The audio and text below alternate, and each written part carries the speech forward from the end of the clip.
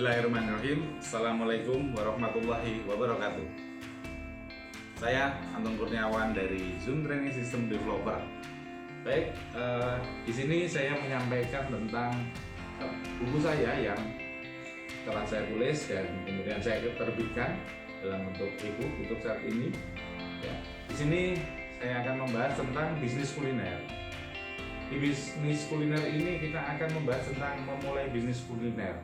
Ya, terutama dalam dua hal yang sangat dan perhitungan resiko bertentangan gitu ya, agak bertentangan gitu antara pencapaian target dengan perhitungan resikonya.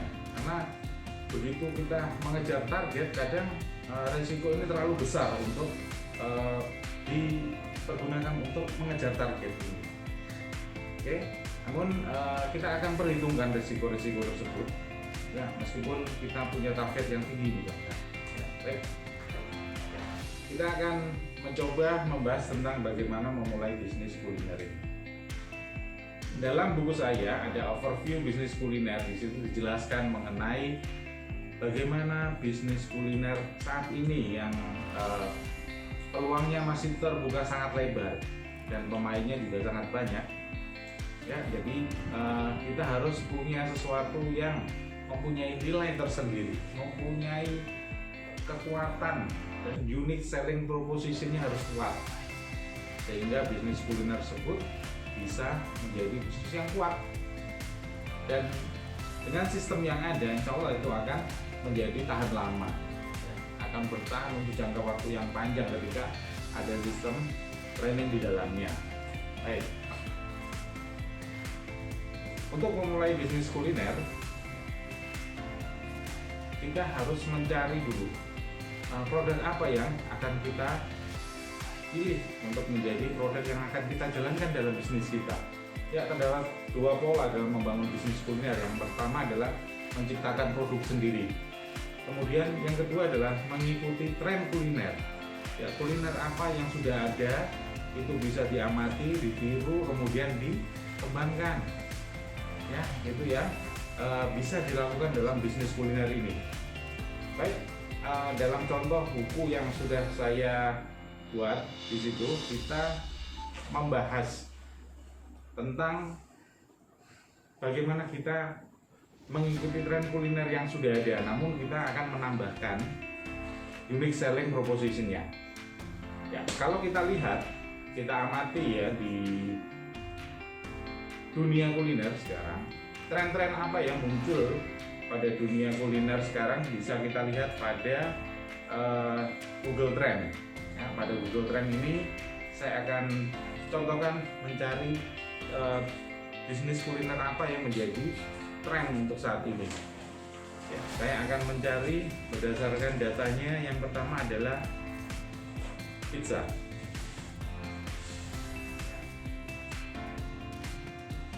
Kita akan lihat pizza.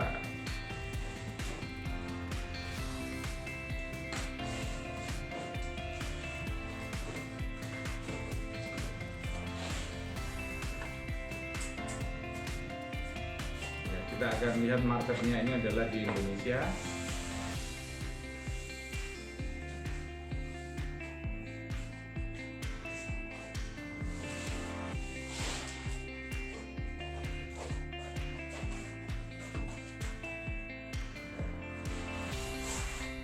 Marketnya adalah di Indonesia. Oke.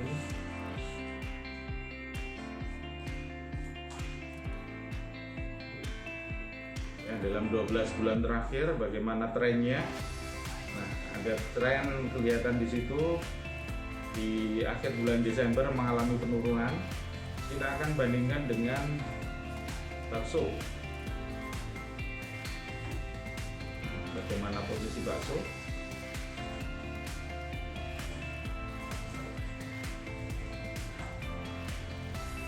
Nah, posisi bakso ini lebih tinggi daripada pizza.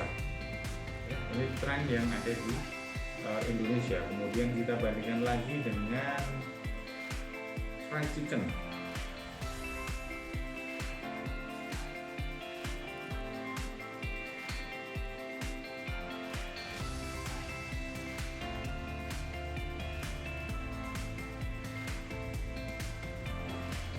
dan kemudian nanti akan kita bandingkan lagi ya dengan produk yang lain.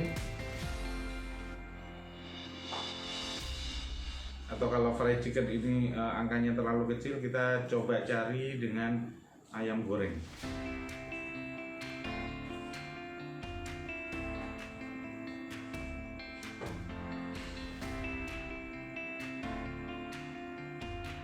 Nah, satu produk lagi yang kelihatannya lagi tren sekarang adalah mie.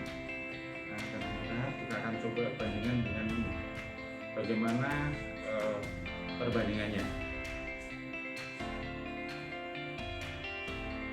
Nah, ternyata di sini mie mempunyai angka yang tren yang cukup tinggi, ya. Linearnya cukup tinggi dibandingkan dengan bakso dan pizza. Ya. Oke, kita akan melihat bagaimana sih volume bakso ini ya di market Indonesia. Kita akan lihat menggunakan Neil Patel ya, untuk melihat berapa sih volumenya. Nah, volume dalam satu bulan pencarian itu ada 135.000 bakso. Berarti di sini terlihat bakso ini sangat potensial ya, masih sangat potensial untuk dijadikan bisnis di Indonesia. Cuman harus ada unique selling proposition-nya yang harus menjadi kekuatan nanti dalam penjualan bakso tersebut. Baik, selanjutnya setelah kita lihat data-data, nah di buku sudah juga ada, di situ dijelaskan bagaimana melihat trennya, kemudian volumenya yang ada di dalam Neil Patel, ya, di situ bisa kita pelajari di buku. Ya, ini kita akan jelaskan tentang bagaimana cara menentukan produknya. Oke. Dari volume yang ada di Neil Patel terlihat bahwa di situ bakso ini mempunyai tren yang cukup tinggi, tingkat pencarian yang cukup tinggi dan volume yang cukup tinggi juga ya, untuk bakso. Kemudian, nah kita akan menentukan produk ya.